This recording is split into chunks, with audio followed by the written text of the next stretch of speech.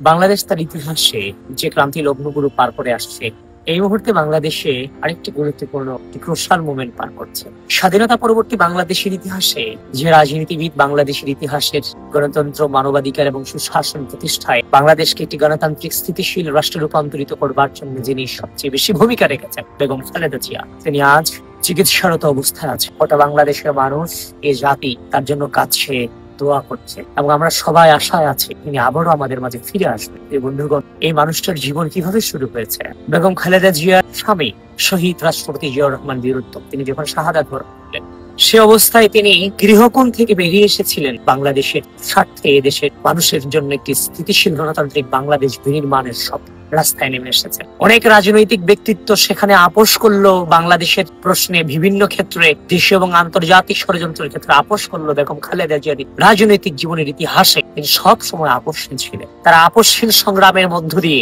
এই বাংলাদেশের স্বাধীনতা, সার্বভৌমত্ব দীর্ঘকাল ধরে অক্ষুণ্ণ আছে। তিনি আজ হসপিটালাইজড আছেন, চিকিৎসারত আছেন। গোটা জাতি যেন চিকিৎসারত পরিস্থিতিতে আছে। অল্প বয়সে তিনি তার হাজবেন্ডকে হারিয়েছে, তার রাজনৈতিক জীবনে তিনি তার এক সন্তানকে হারিয়েছে। জীবনের শেষ মুহূর্তে এসে রাষ্ট্রের প্রশ্নে আপোষ না করার ফলে ফ্যাসিস্ট হাসিনা তাকে দীর্ঘ সময় ধরে কারাবন্দী করেছেন। সেই কারাবন্দী অবস্থায় তিনি তার মাকে হারিয়েছেন। আর বড় সন্তান জনাব তারেক রহমান দীর্ঘকাল ধরে নির্বাসিত জীবন যাপন করছেন। বেগম খালেদা জিয়া বলতেন যে এদেশের স্বজনহীন আমার এই জীবনে বাংলাদেশের মানুষই হচ্ছে আমার আপনজন এবং স্বজন।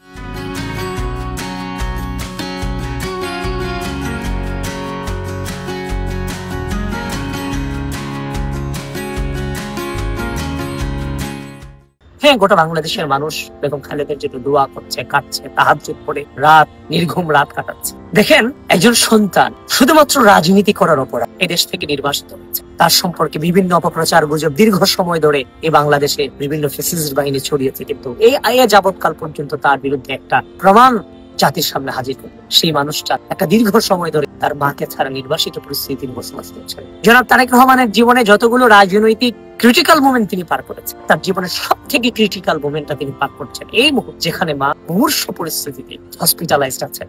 সন্তান নির্বাসিত পরিস্থিতিতে মার পাশে সদিচ্ছা থাকা সত্ত্বেও তিনি থাকতে পারছেন। বিভিন্ন রাজনৈতিক বিভিন্ন নিরাপত্তা ইস্যুতে ফ্যাসিস্ট চলে গেল, দেশীয় এবং আন্তর্জাতিক ষড়যন্ত্রে জনাব তারেক রহমানের নিরাপত্তা ইস্যুতে তিনি বাংলাদেশে এখনো পর্যন্ত তিনি আসতে পারেননি। কোন সন্তানের কিংবা কোন নাগরিকের ইচ্ছা চায় না যে সে তার দেশে বসবাস করতে আসবে না, কিংবা সে তার দেশে আসতে মন চায় না? কোনো বিবেকবান মানুষ কখনো এটাকে বিশ্বাস করতে পারে? শুধুমাত্র ষড়যন্ত্রকারীরাই বিভিন্ন ধরনের অপপ্রচার এবং গুজব ছড়াচ্ছে। একটু চিন্তা করুন তো, এই মুহূর্তে এই বাংলাদেশ সব থেকে খারাপ পরিস্থিতিতে কে আছে? কার মাইন্ড সবচেয়ে খারাপ পরিস্থিতিতে আছে? মা মুমূর্ষ পরিস্থিতিতে হসপিটালাইজ, সন্তান নির্বাসিত। একদম মানবিক দৃষ্টিকোণ থেকে নিরপেক্ষভাবে একটু অনুভব করেন জনাব তারেক রহমান কেমন আছেন। তার জীবনের সব থেকে খারাপ সময়টা তিনি পার করছেন। মহান আল্লাহর কাছে আমরা সকলে মিলে দোয়া করি, প্রার্থনা করি, আল্লাহ যেন বেগম খালেদা জি আর একটি বারের জন্য এই জাতির কাছে তার ফিরিয়ে দেয়। এই দোয়াটুকু আমরা আল্লাহ জনাব তারেক রহমানকে সর্বোচ্চ ধৈর্য ধারণ করার তৌফিক দিক।